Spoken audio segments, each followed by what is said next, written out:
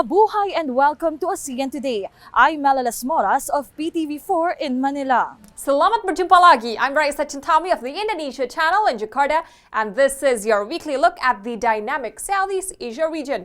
Anti-government protests in Thailand are bigger than ever as the country struggles with the COVID-19 pandemic. More than 15,000 have died there. The vaccination rate is low and the economy is battered.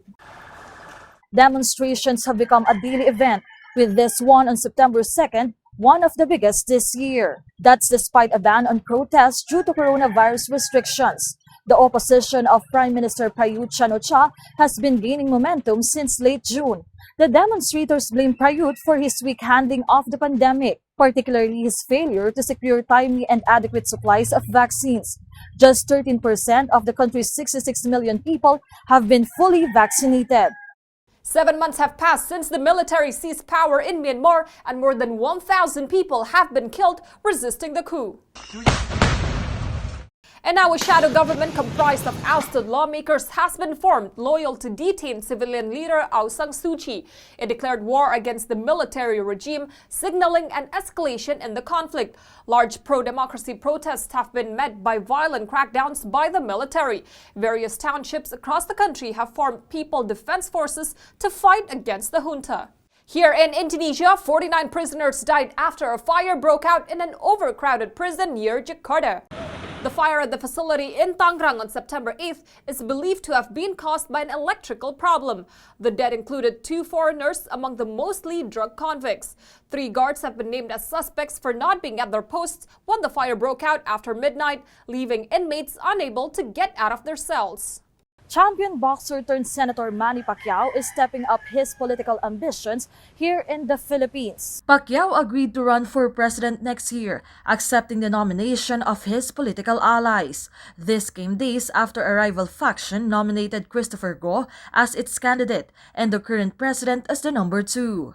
Rodrigo Duterte is prohibited by the Constitution from running again. We need progress. We need to win against poverty. We need government to serve our people with integrity, compassion, and transparency. The time is now.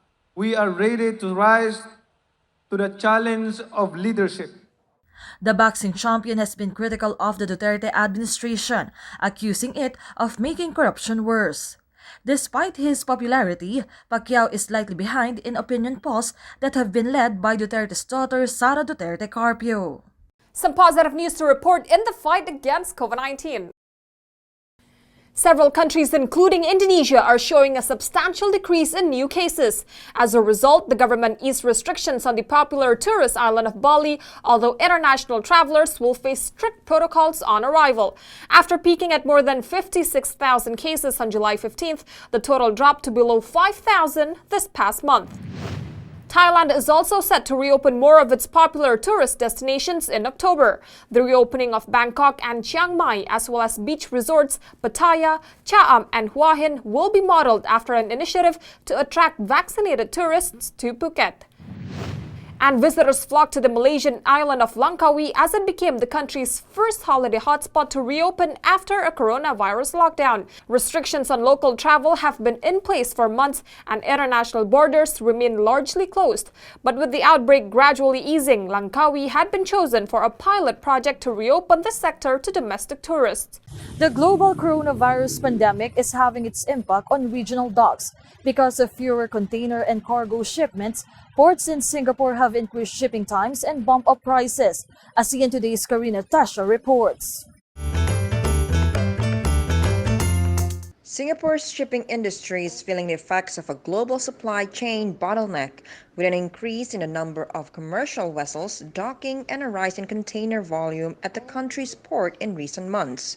Those in the industry say the turnaround time for ships at Singapore's port was previously 1 or 2 days, but it is now 5 to 7 days due to a resurgence of the COVID-19 pandemic, which has stranded a large number of cargo ships.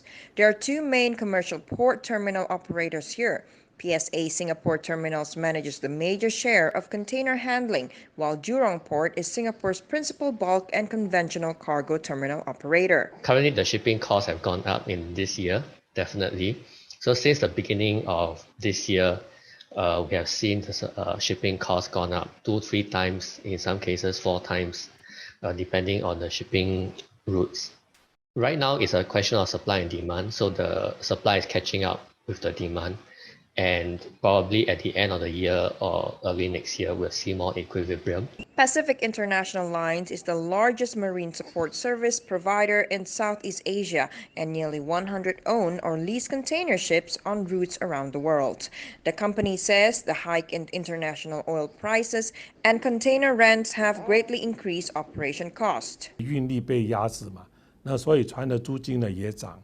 很明显的，我们一个叫巴拿马级的船，就是4200箱的船，最低潮的时候呢，一天租金可能是几千到1万美金，现在最高去到4万5万，有些人可能急的话，可能10万都见过的。Singapore is home to one of the world's busiest container-focused seaports. Singapore's Transport Minister Chee Hong Tat said action is being taken to help the problem. The port has opened up more berths and is using more equipment to help reduce delays. Karina Tasha for ASEAN Today. More ASEAN Today is coming up shortly. Southeast Asian leaders address the United Nations. That's next.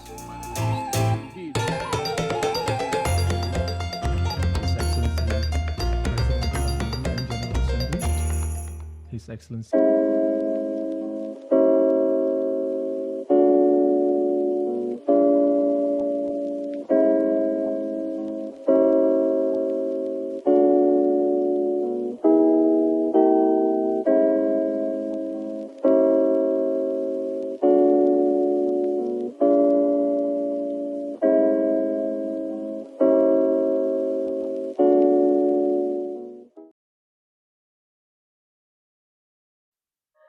I'm Caitlin Turner, and welcome to Yoga Bliss.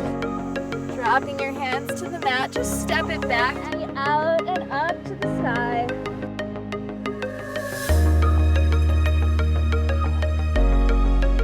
Up through your fingertips. Reach your right hand back behind your head. Let your hands separate forward and then start. Yoga Bliss, only on the Indonesia channel.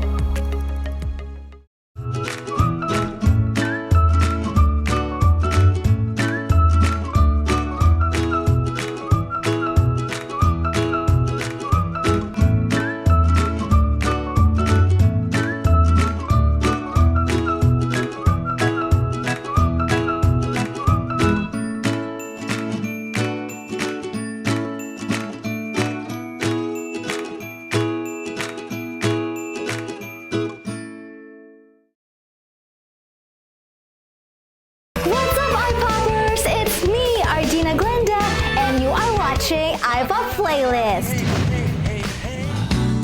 Semuanya perasaan rasa cinta ku persembahkan untukmu di dalam lubuk hatiku. Tolong lihat aku dan jawab pertanyaanku.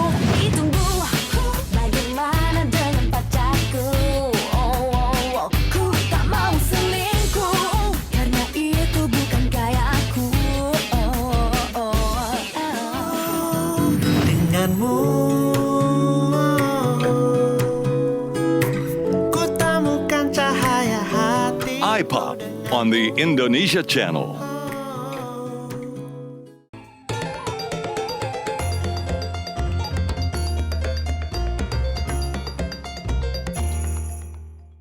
You're watching ASEAN Today. I'm Mela Lesmoras in Manila. And I'm Raissa Chentami in Jakarta. Regional leaders joined their global counterparts in New York for the 76th General Assembly of the United Nations on September 21st. It was the first in-person gathering there in 6 months due to COVID-19. The pandemic was one of several topics addressed, along with terrorism and climate change. On behalf of the General Assembly, I have the honor to welcome to the United Nations His Excellency Joseph R. Biden, Jr., President of the United States of America. Many of our greatest concerns cannot be solved or even addressed through the force of arms. Bombs and bullets cannot defend against COVID-19 or its future variants. To fight this pandemic, we need a collective act of science and political will. We need to act now to get shots in arms as fast as possible and expand access to oxygen, tests, treatments to save lives around the world. And for the future, we need to create a new mechanism to finance global health security that builds on our existing development assistance and global health and a global health threat council that is armed with the tools we need to monitor and identify emerging pandemics so that we can take immediate action. We must strengthen solidarity and promote mutual respect and win-win cooperation in conducting international relations. A world of peace and development should embrace civilizations of various forms and must accommodate diverse paths to modernization. Democracy is not a special right reserved to any individual country, but a right for the people of all countries to enjoy. Recent developments in the international situation show once again that military intervention from the outside and so-called democratic transformation entail nothing but harm. We need to advocate peace, development, equity, justice, democracy, and freedom, which are the common values of humanity, and reject the practice of forming small circles or zero-sum games. Differences and problems among countries, hardly avoidable, need to be handled through dialogue and cooperation on the basis of equality and mutual respect. One country's success does not have to mean another country's failure. Given the recent global development, there are many things that we need to do together. First, we must bring hope that we can tackle the COVID-19 pandemic swiftly, fairly, and equally. We know that no one is safe until everyone is. Second, global economic recovery can only be attained if the pandemic is under control and countries join hands in helping one another. Indonesia, along with other developing countries, embrace quality investments, those that open up many job opportunities, transfer of technology, human resources development, and contributes to sustainability. Third, Indonesia's commitment towards climate resilience, low carbon development, and green technology is firm and clear. However, energy and technology transformation process must facilitate the participation of developing countries in development of industries and become technology producers. Just as COVID-19 has had an uneven impact on the peoples, climate change has also exposed the varying vulnerabilities of countries around the globe. The risks and burden of a warming climate are simply not the same for everyone. The greatest injustice here is that those who suffer the most are those the least responsible for this existential crisis. But here we are now at a critical tipping point where failure to act leads to cataclysmic consequences for the whole of humankind. The Philippines accepts its share of responsibility and will do its part to avert this collective disaster. We submitted our first nationally determined contribution with a target to reduce greenhouse gas emission by 75% by 2030. Increasing tensions among major powers led to a divisive and unstable international system. Wars are taking the lives of many innocent people. Disputes over territories and resources in many areas are on the verge of erupting. The rise of power politics, the disregard for international law, and the unilateral acts of coercion and hindrance against the countries in exercising the legal rights and are still taking place in many regions. In the gloomy picture, what really motivates us are the strong desire for peace, cooperation, and development among the people around the globe. I wish to highlight 4 key areas that require our urgent attention: public health, climate change, the oceans, and the digital revolution. First, the fight against COVID-19 is far from over. Access to vaccines remains the biggest problem faced by many countries. Our immediate priority must be to redouble efforts to expand access to vaccines by scaling up production and distribution. We need a sustained and ambitious global response to address climate change. The effects of climate change are deeply felt at a local level, but the solution will depend on a collective response at a global level. The third global commons in urgent need of multilateral action are our oceans. The oceans sustain our global ecosystem. They are a repository of biodiversity and a buffer for climate change. They are also a critical artery for trade and a source of jobs and livelihood for billions of people. The fourth area for urgent multilateral action relates to the digital revolution and its impact on sustainable development.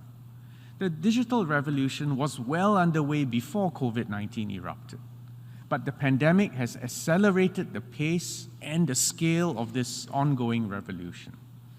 Digital technologies have empowered millions of people, but actually the gulf of opportunities between the digital haves and the digital have-nots has actually widened. More than 100 world leaders attended the session, with others delivering speeches virtually. More ASEAN Today is coming up shortly. We go to Thailand. That's where Buddhist monks have joined the fight against COVID-19.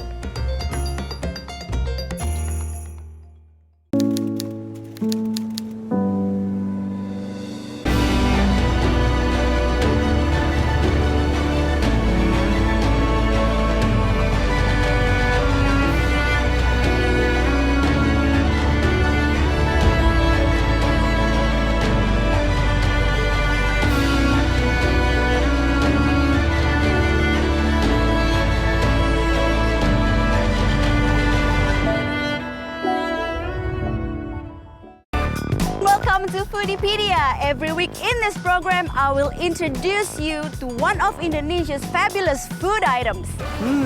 Yummy. Beautiful. Now, I'm ready to cook. Let's go to the kitchen. It's done. Let's meet to eat. Foodiepedia on the Indonesia Channel.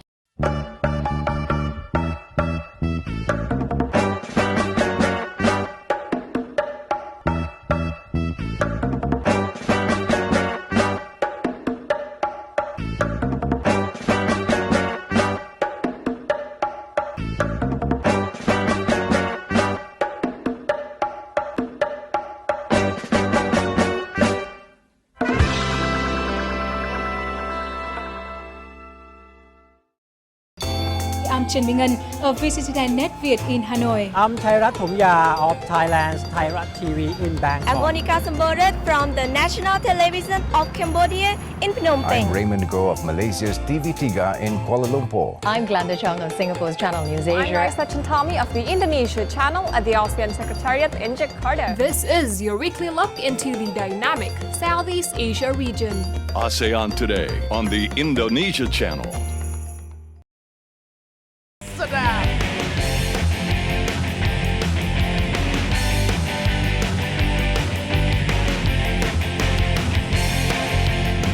The best of Bali only on the Indonesia Channel.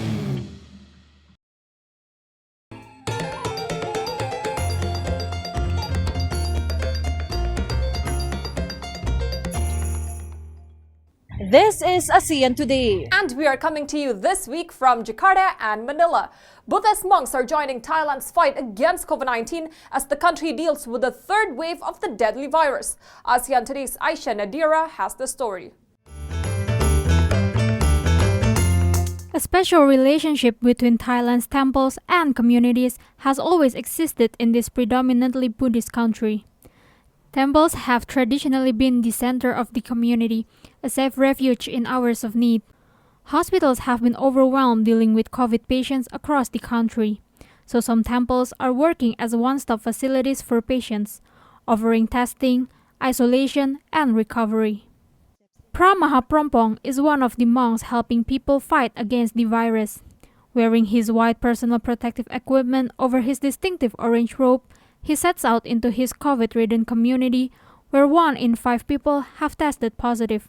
He helps workers deliver oxygen cylinders, take nasal samples to help with testing, and hand out food and medication for those isolated at home. บุคคลที่เรารู้จักคุ้นเคยที่ให้ความอุปถัมภ์ถวายอาหารบิณฑบาตของพระเนรวสุทธิวรามก็เริ่มเสียชีวิตไปทีละคน2 คนเราก็เห็นว่าภาวะวิกฤตเนี่ยมันรุนแรงเราอยากจะเปิดศูนย์พักคอย It's a time when COVID-19 pandemic has disrupted temples' activities, with some shutting their doors.